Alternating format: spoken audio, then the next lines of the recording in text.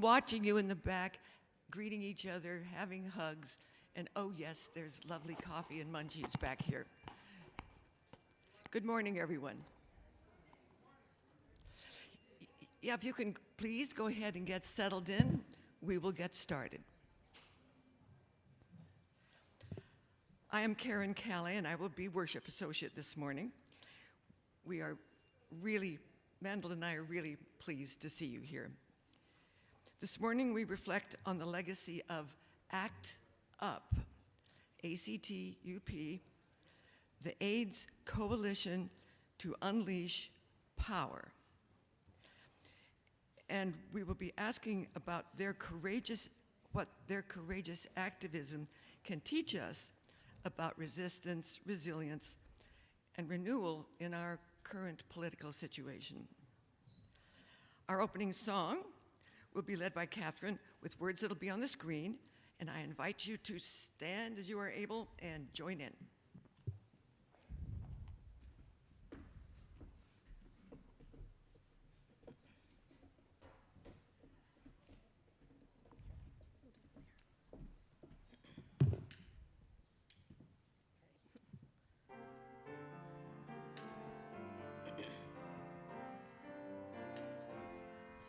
Oh, brother, sun, you bring us light, all shining round in fiery might. Oh, sister moon, you heal and bless, your beauty shines in tenderness. Oh, brother wind, you sweep the hills, your mighty breath both freshens and fills. Oh, sister water, you cleanse and flow through rivers and streams in ice and snow.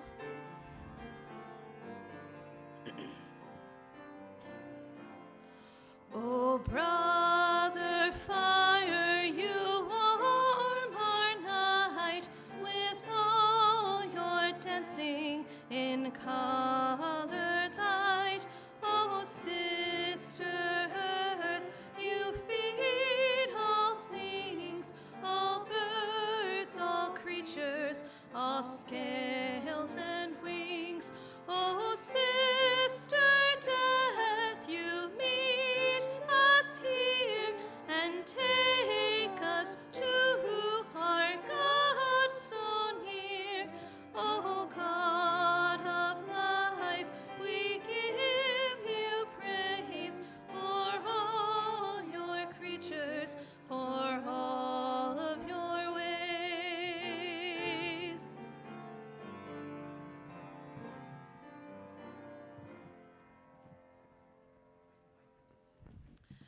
I'd invite you to sit down. I'm going to ask my friend Molly to join me for our special music today. Molly and I are colleagues in the Stafford Opera Troupe, and today we will be singing Over the Rainbow.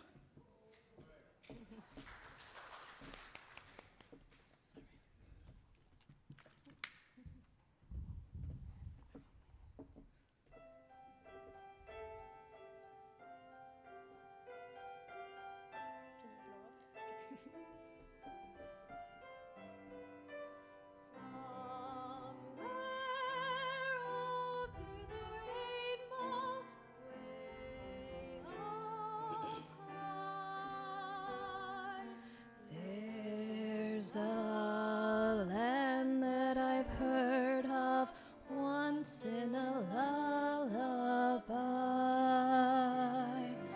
somewhere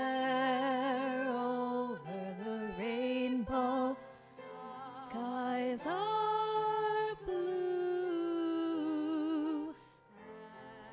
The dreams that you dare to dream really do come true.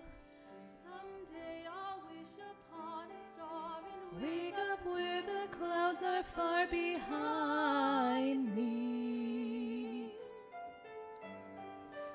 Troubles melt like lemon drops away above the chimney tops. That's where you'll find me.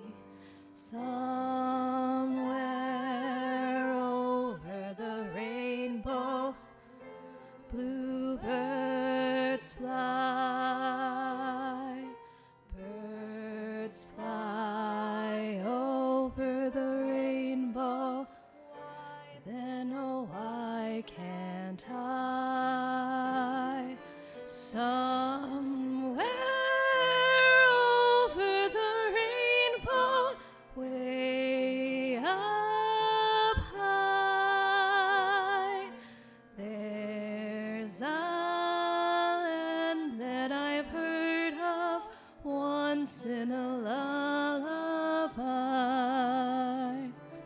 Somewhere over the rainbow, skies are blue, and the dreams that you dare to dream really do come true.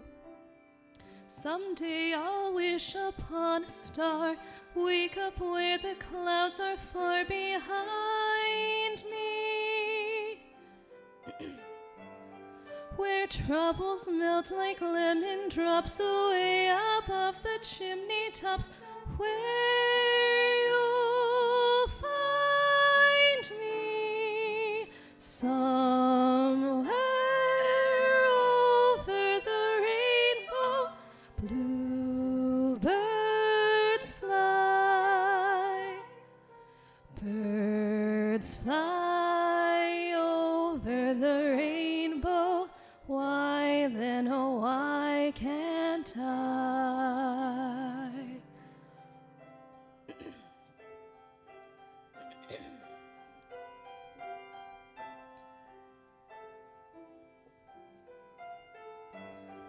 If happy little bluebirds fly beyond the rainbow, why, oh, why can't I?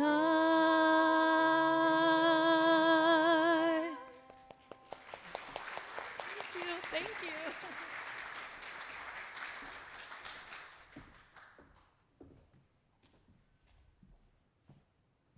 Thank you very much. We could just listen to that for a long time.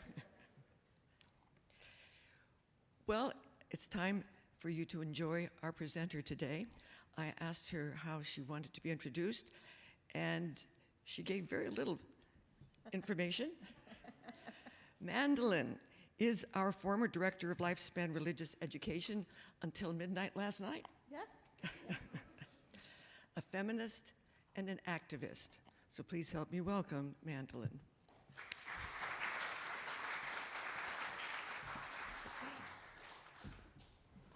Thank you, Karen. When I approached the Sunday Services Committee about leading a service on World AIDS Day, there were two things I didn't know. One is that it would be Thanksgiving weekend, so thank you all for coming this weekend. And I do think it fits because we can be thankful for the work of activists before us. And I also really had no idea we would be in today's political climate. And I wanted to lead this service for two reasons.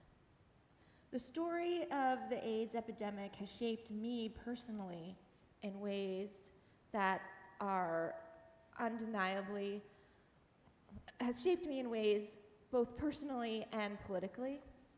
And I also wanted the story and strategy of the ACT UP movement to stay alive, because there is wisdom to glean from this story. So first, the personal. When I was around 7 years old, my great uncle passed away from what my family, in hushed tones, referred to as gay cancer. Whispers about how he had left his wife for a man carried an unmistakable undercurrent of judgment and a tisk-tisk of if he had only controlled himself. The message was clear. Gay people not only died, but they deserved it.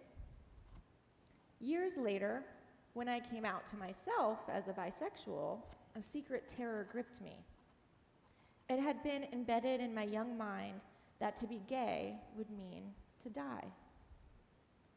Growing up in the late 80s and early 90s, fear-based sexuality education and grim news reports only deepened my fear.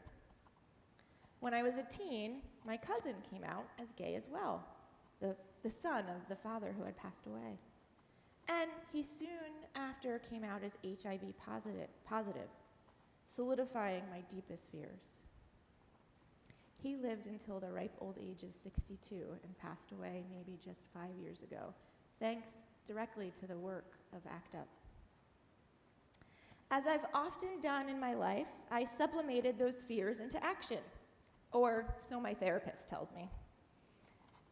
My first college internship was with the American Red Cross, where I became a certified HIV/AIDS educator.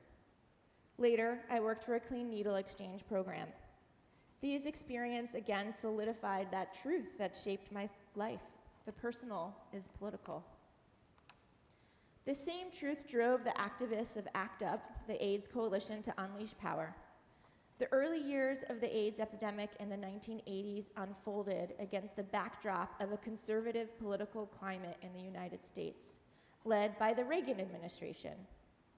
Reagan's presidency, shaped by a family values agenda, stigmatized the poor, people of color, LGBTQ+ communities, and fueled deadly stigmatization of those affected by AIDS. The administration's prolonged silence and lack of action on the epidemic allowed the crisis to deepen unchecked.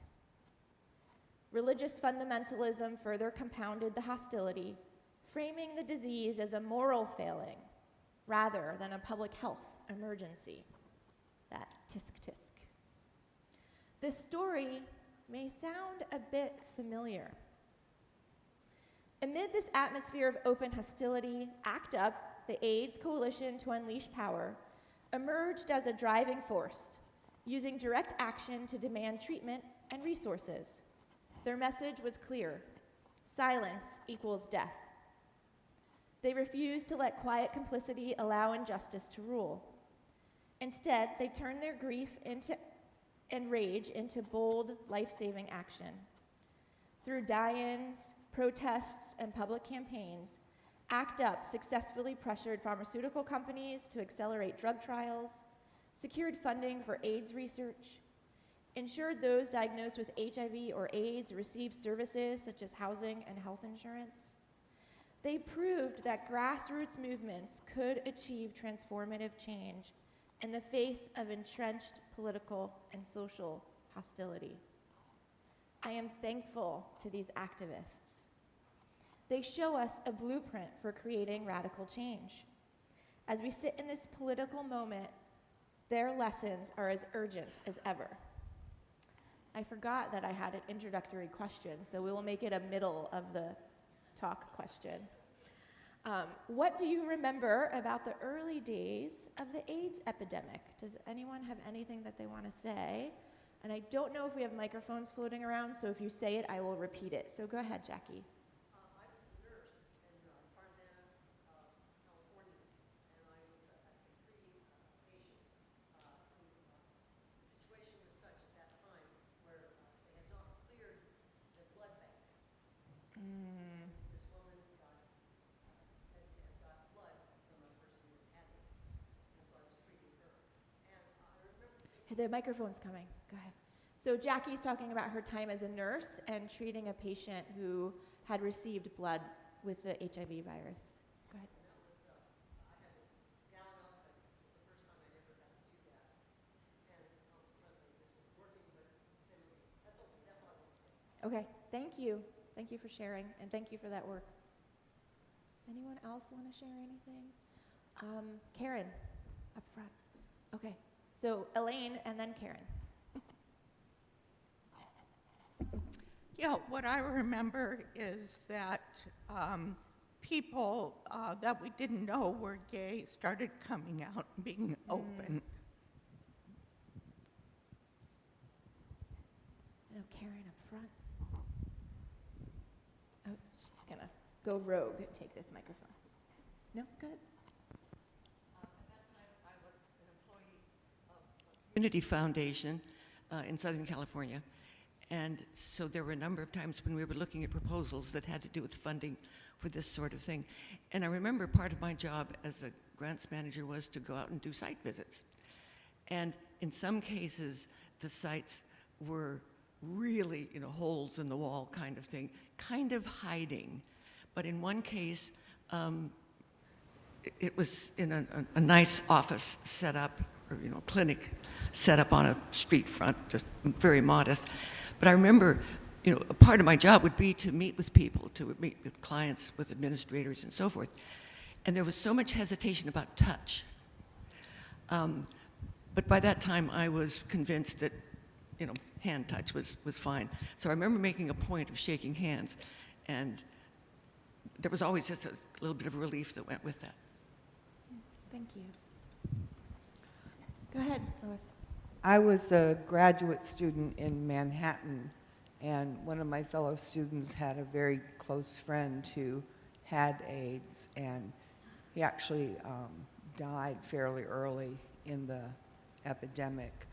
But I remember her coming in nearly every day and telling us about how his health was that day and how it deteriorated, and then the day that he passed away. Thank you. Someone over here. Two folks over here.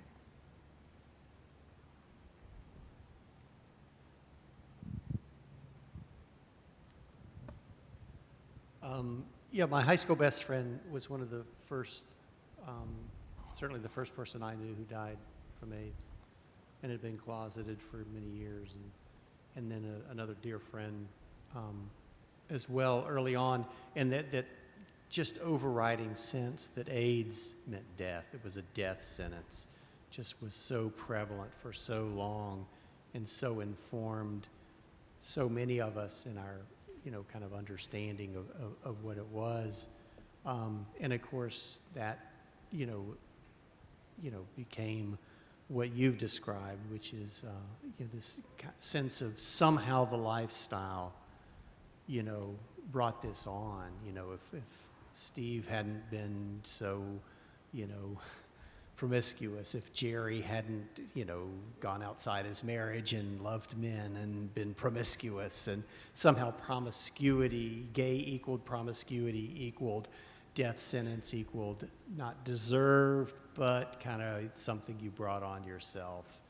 And some weird, complicated, even among us progressives, sense of, I don't even know what the word is, but there was this, somehow it was something you did to yourself. And, even among us, there was something we had to at least try to get away from. A couple of things. I remember early on just the fear, because so much was unknown, and how much misinformation was being passed around, and trying to figure out, okay, what's really happening here and why. And later on, I have a very strong memory of one of the times the AIDS quilt was brought to the DC area. And I think it was on the mall because it was just so extensive, and just how visceral that brought the reality of what was happening in terms of the epidemic, just walking around and looking at each of the panels on the quilt, and it was just a very powerful experience, and I'll leave it at that. Thank you. more person over here.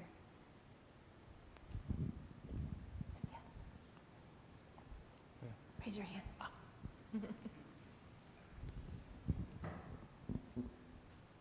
Yeah, I had two members of my family who actually, my mother-in-law was the next one on the table after Arthur Ashe, and she ended up with a variant. I think a lot of people don't understand that it wasn't just AIDS per se. She had a variant of the AIDS, and my father-in-law, who was an orthopedic surgeon, died of AIDS also. All I remember is I gave blood back then. I remember suddenly they were asking all these questions, which led me to wonder why didn't they test the why didn't the Red Cross test the blood that was being donated for the AIDS virus? It wasn't that difficult to test.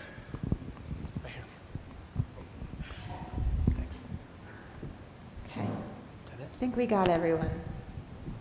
Thank you for sharing. And you all really set the stage very well for the fear, the unknown, and just the environment at the time.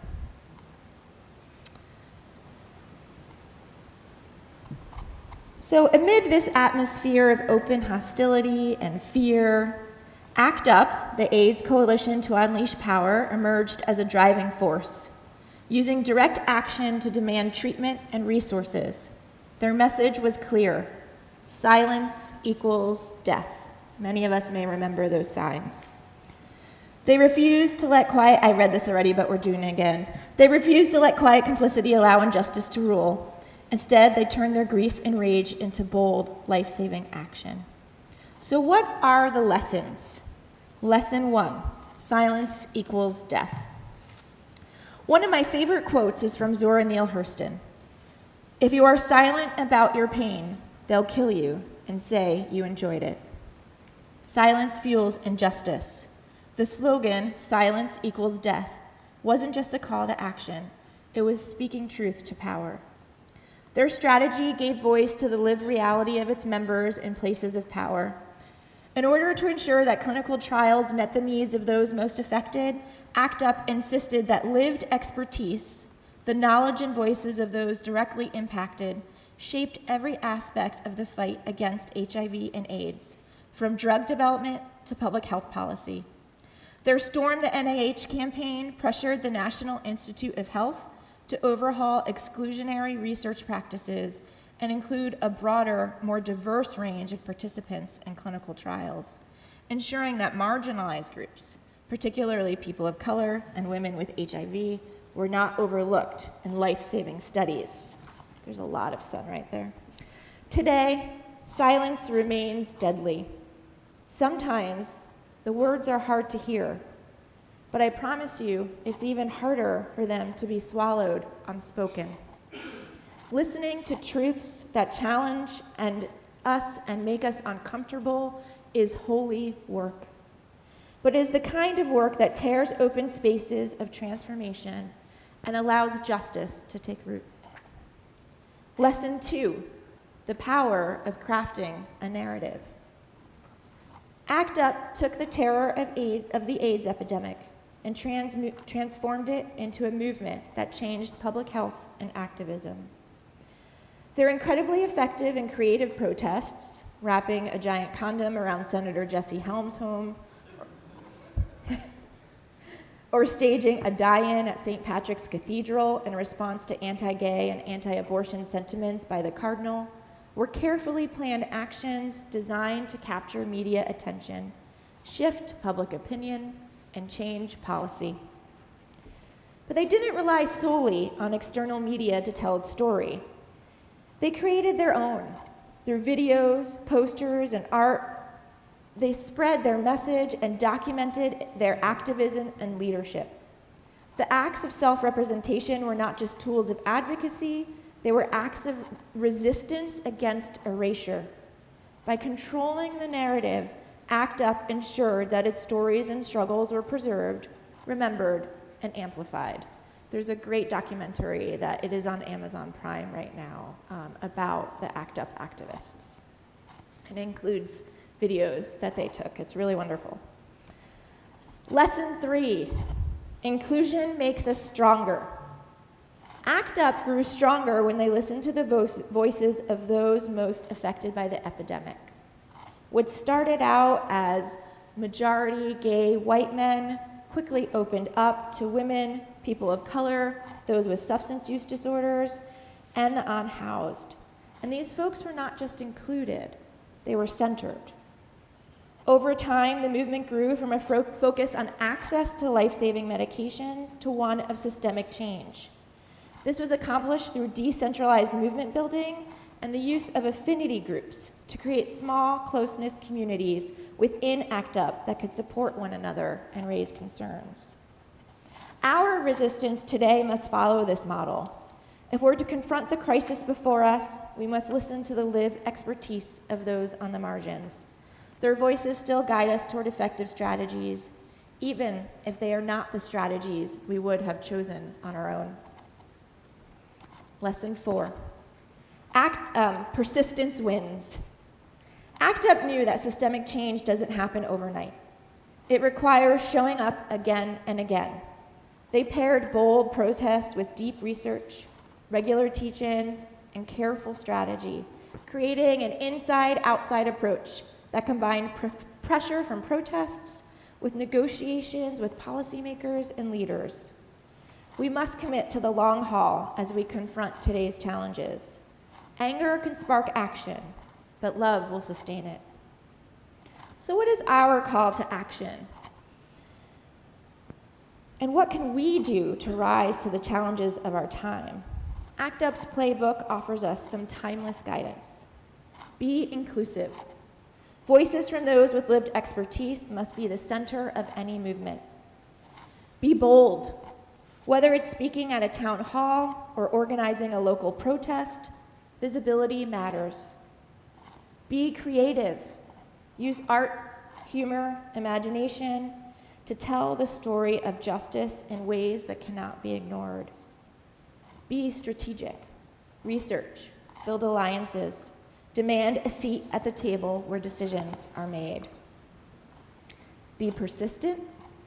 Change requires staying power. Every small action contributes to the larger movement. And finally, center love. Every die-in, every banner, every piece of art bore witness to lives lost, lives loved, and lives worth fighting for. As we reflect on ACT UP's lessons, I invite you to honor those in your own life, whether they are loved ones you have lost or someone who inspires your spirit of resistance. You'll find a bowl of water in the front, and I invite you to come forward, take a pebble, and drop it into the water. As you do, feel free to speak the name of someone you want to honor today and share a few words about them.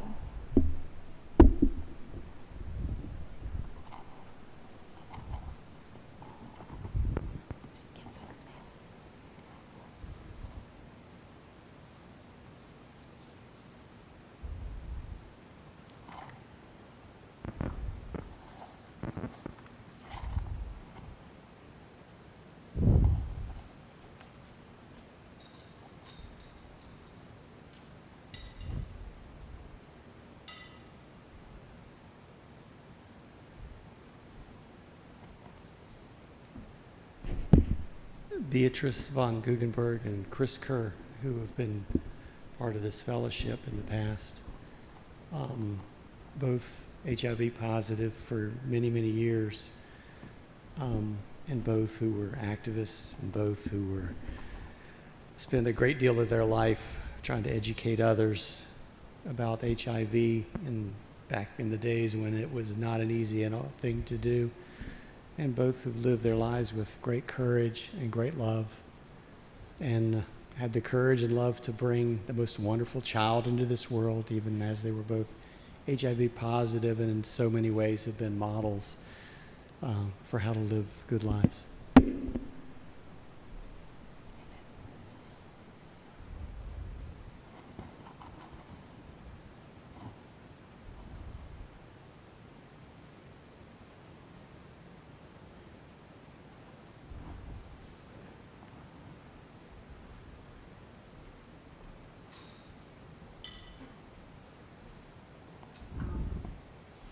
Malloy, a beloved cousin who raised 4 children in a small town in Maine, led a double life. His children were dumbfounded when he died of AIDS.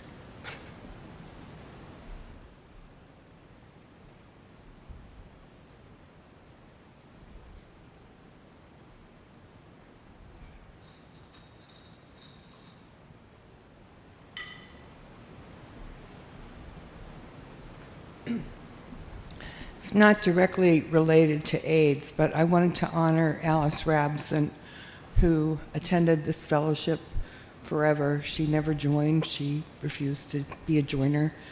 But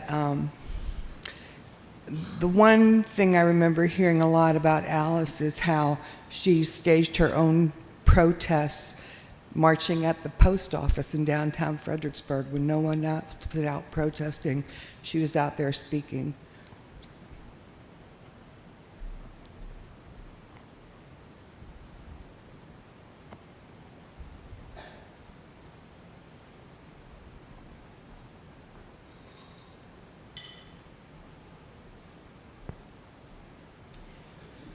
John Schilling, Ryan Halford, Donnie Halford, and Clifford Colson. And they were all friends and family. I can't say very much about them. Thank you.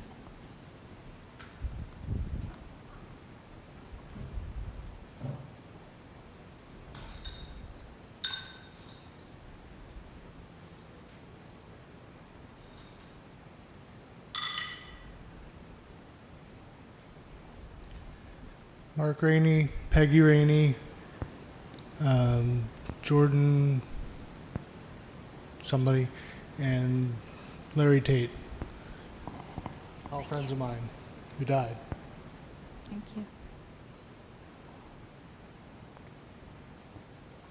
Anyone else?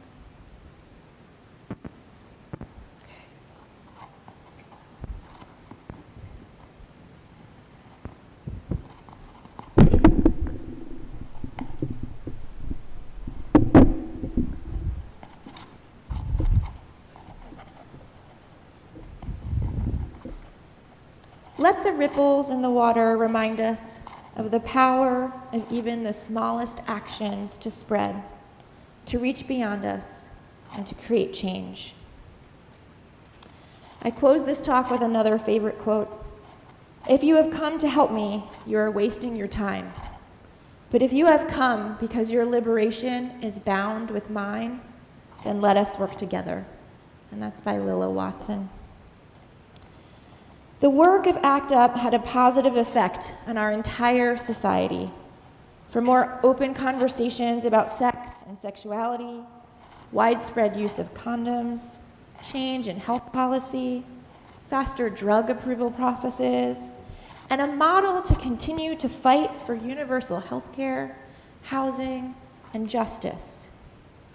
My hope is this time we have spent together connects us to those brave souls who came before us, as well as the work ahead. Let us rise, let us resist, and let us remember together that with courage, creativity, and love, we can transform the world.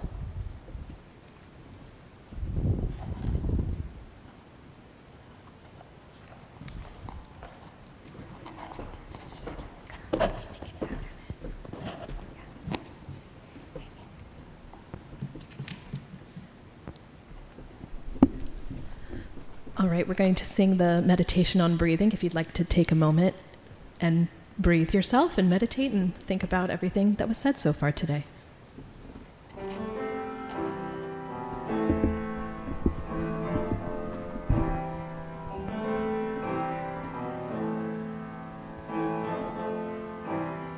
When I breathe in, I'll breathe in peace. When I breathe out, I'll breathe out love.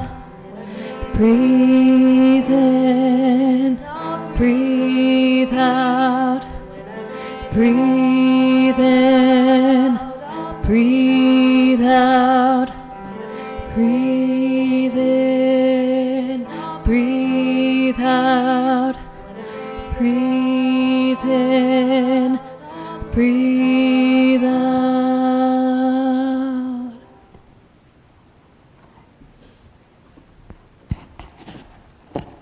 So we'll take a moment now to open up for congregational reflection. Anything else anyone wants to say in response to today?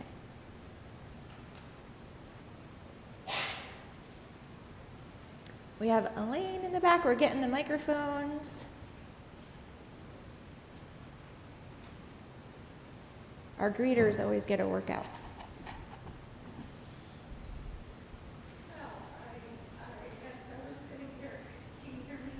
Not yet. Give it a second. I think Dick is just working on it. Okay, yeah, that's better. When I was reflecting on the question about the early days of AIDS, and then I was reminded that it must have been around 1972, when I was in college. I had studied both social work and journalism, and I was doing an internship at the public health department about venereal disease. And we, we're trying to educate the public about things like condoms and the signs of venereal disease. So I guess that was,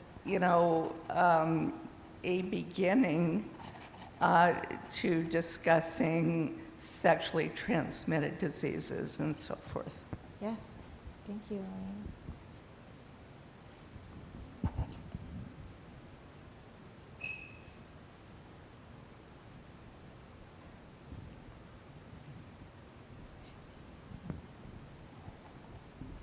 Anyone else have anything? Yep, go ahead, Jackie.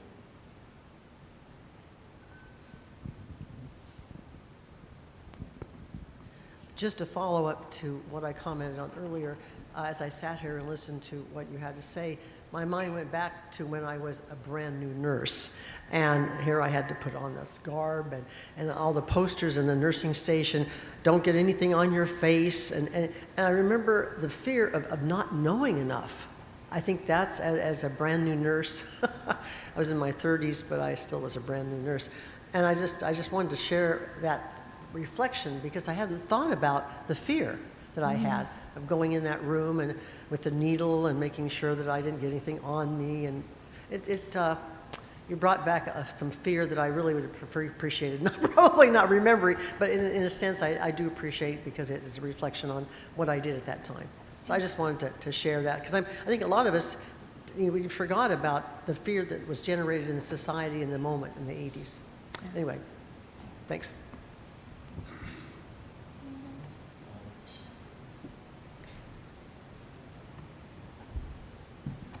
Okay. Oh, we have one. First of all, Mandy, I want to thank you for the presentation. It was just absolutely excellent. Thank you. And speaking about the fear, it wasn't exactly the same thing, but when we were starting with COVID, we knew nothing about it. And I felt the same way with AIDS as I was growing up and going through that. And knew at least a couple colleagues at Mary Washington College who passed because they had AIDS, and one, I think, who got it through a blood transfusion before they were tested.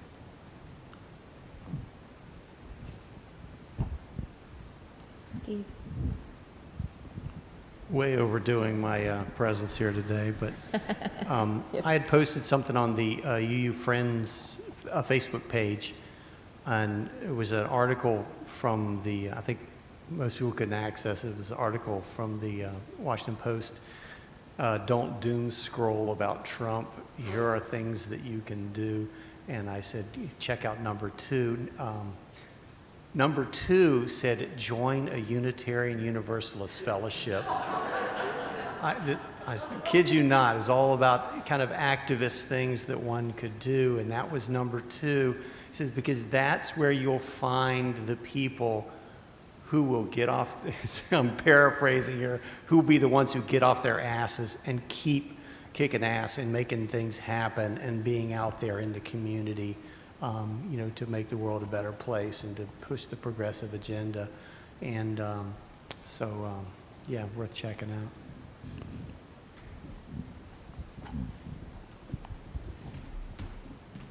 I just didn't want to miss the opportunity for us all to be able to show our thanks to Mandolin. Oh.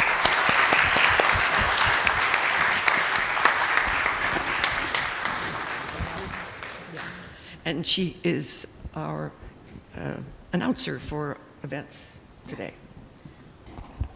So I think we're done with congregational reflection. So I have one announcement about next week, and it very much follows the theme of today very well. So next week there is going to be a community-facilitated roundtable discussion about what we can do here at the fellowship to make it more welcoming for those who are feeling most threatened by the Trump administration. So a focus on our queer and trans siblings. We'll also talk about how to make the space more welcoming for individuals of color, our pagan brothers and sisters and siblings. So please do come next week. It's not going to be a typical service with a sermon or a presentation. We're going to be sitting at round tables and looking at some SMART goals and creating some real action plans for how we can live up to this reputation of being this great space where people can come for haven, for safety, and for activism. So I'm really proud of all the folks who have brought some concerns to the board about just a few things we can tweak here. It's not about good or bad, right or wrong, but really how can we continue to grow our mission, how can we grow in service, and how can we grow in faith by creating an even warmer and more welcoming community. So December 8th here during service, and we're going to have a safe zone training after the service. So if anyone would like to stay for a safe zone training. I did see in the announcements that today after service is a UU 101 group. I think I'm right about that. I was surprised that it was today, but it looks like it is today, December 1st after service, I think in the couch room. So if anyone has questions about becoming a UU or wants to know more about our process, it's not super hard. We want it to be open and welcoming, but we also want you to get an orientation to what UUism is. Right. Does anyone have any other announcements that maybe I missed? Okay. Did announcements, so joys and concerns. I'm going to hand it back over to Karen.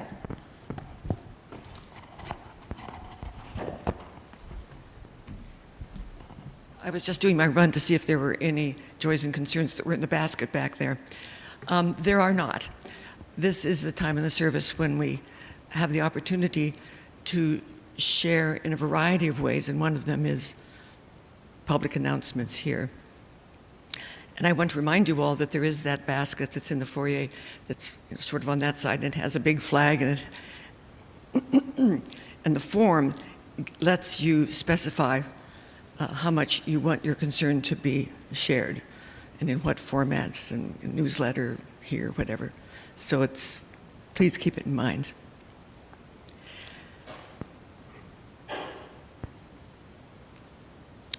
And I'm sure there are people who have joys and concerns in their hearts that they're not speaking about publicly, and you may have some yourself. Please stand if you are able, and let's have a moment of quiet contemplation as Maddie plays a little. Please stand if you're able.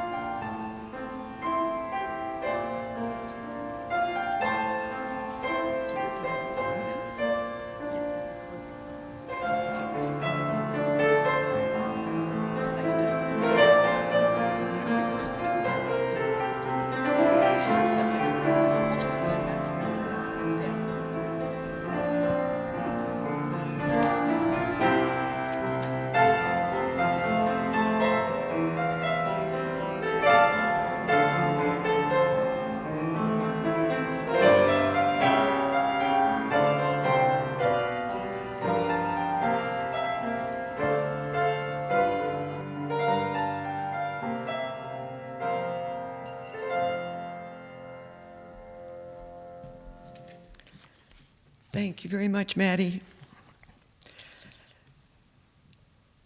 Please go ahead and, you might remain standing.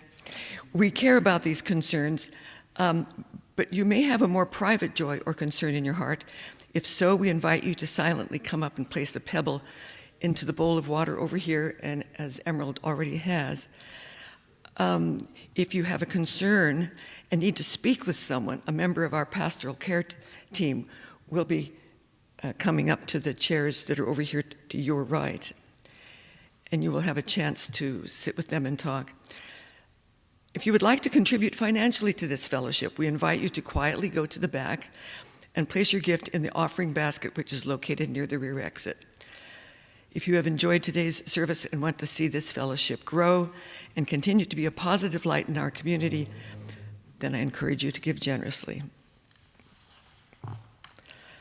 So again, just quick reminders, pastoral care is up here, the bowl for pebbles is here, and for donations in the far back.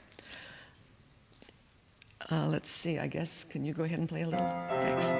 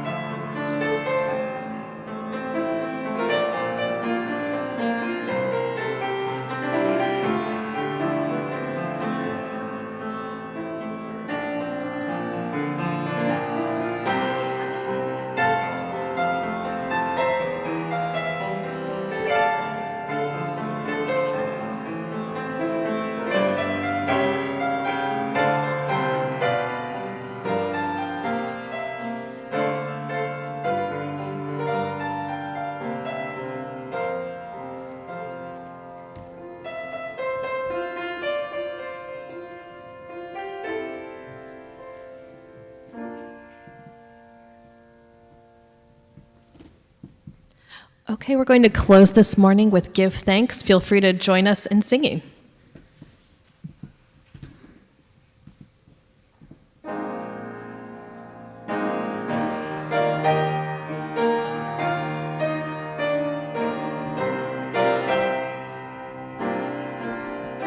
Give thanks with a grateful heart. Give thanks for another day. Give thanks because we're given brand new time to play. Give thanks with an open hand. Give thanks with an open mind. Give thanks because we're given brand new time to find. And now let the weak say, I am strong. Let the poor say, I am rich, because of all the love within our hearts. And now let the weak say, I am strong. Let the poor say, I am rich, because of all the love within our hearts. Give thanks. Give thanks. Give thanks. Thank you so much. This concludes the formal part of our service. May peace be with you until we meet again.